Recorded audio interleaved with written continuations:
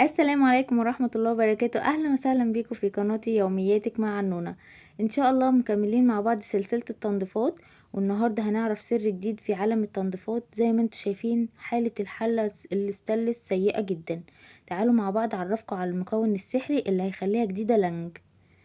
كده احنا زي ما انتم شايفين انا مليت الحلة نصها مية اكتر. وبعد كده ده المكون بتاعنا، ده البطاطس انا بجيبه من عند بتاع الصابون. جيبي بقى زي ما انت عايزه، هتجيبي ربع هتجيبي نص تخليه عندك. هناخد بقى كده منه من معلقتين لتلاتة كبار. وبعد كده هنروح نرفعهم على النار. تابعوا معايا وهتشوفوا ان شاء الله ايه اللي هيحصل. خلاص كده انا حطيتهم على البوتاجاز. طبعا انتوا شايفين انا حاطه فيه حله وراها، هي اكبر منها شويه، هي فيها شويه دهون بسيطه كده، بس الهدف منها ان انا مش عشان انضفها بس، لا عشان كمان هتشوفوا هعمل فيها ايه دلوقتي. هسيبهم بس كده بعد ما اقلبهم والبطاطس يدوب في الميه، هسيبهم يغلوا اهو. تمام. بعد ما يغلوا بقى هوريكم ايه الخطوه اللي بعد كده. متنسونيش بس في اللايك والشير وسبسكرايب في القناه، وكمان فعلوا زر الجرس عشان يوصلكوا كل جديد. زي ما انتم شايفين الميه غليت اهي، وخلاص انا رحت رافعه الحله اللي حالتها سيئه جدا دي حطيتها جوه الحله التانية عشان طبعا لما يغلي يروح مطلع الحروق الخارجيه اللي بره الحله.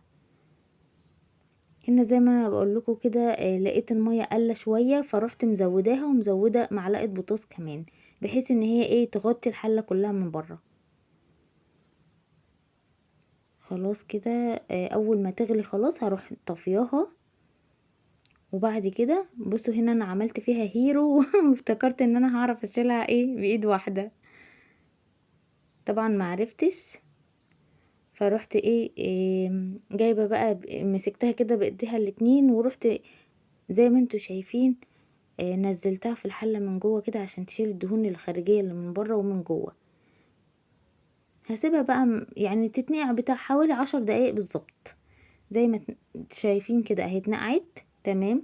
بصوا انا ولا بدعك ولا حاجه، كل الحروق بتطلع كده وانا بلمسها بس. يعني انتوا شايفين الميه طالعه عامله ازاي، ولا لسه حطيت عليها ليفه ولا سلكه ولا اي حاجه. شايفين الميه؟ طبعا الميه دي انا مش هرميها، زي ما انتوا شايفين انا رحت واخده الحله الكبيره نقعاها فيها، عشان طبعا الحله الكبيره دي من تحت برضو كانت فيها حروق، فقلت لازم انقعها هي كمان بالمره. هنا بقى هنجيب الليفه بتاعتنا. بصوا انا ما عملتش اي حاجه، ماشيه كده ولا في دعك ولا في اي حاجه. شايفين انا اصلا الدهون كلها طلعت والحروق كلها طلعت من قبل ما احطها تحت الميه ولا الليفه ولا اي حاجه. بجد المكون سحري جدا جدا جدا فوق ما تتخيلوا. مش هتتعبي، هترجعي حللك كلها جديده زي كأنها طالعه من الكرتونه فعلا. زي ما انتوا شايفين. خلاص بقى هشطفها كده من بره ومن جوه، واوريكم ان شاء الله النتيجه النهائيه. حاجه انبهار في الاخر بجد، ولا خدت مني تعب ولا دعك ولا اي حاجه. يا رب بس الفيديو كده يكون خفيف عليكم وتكونوا استفدتوا منه.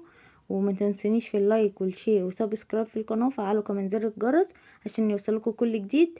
وكمان ما تنسوش تسيبولي تعليق كويس. والسلام عليكم ورحمه الله وبركاته.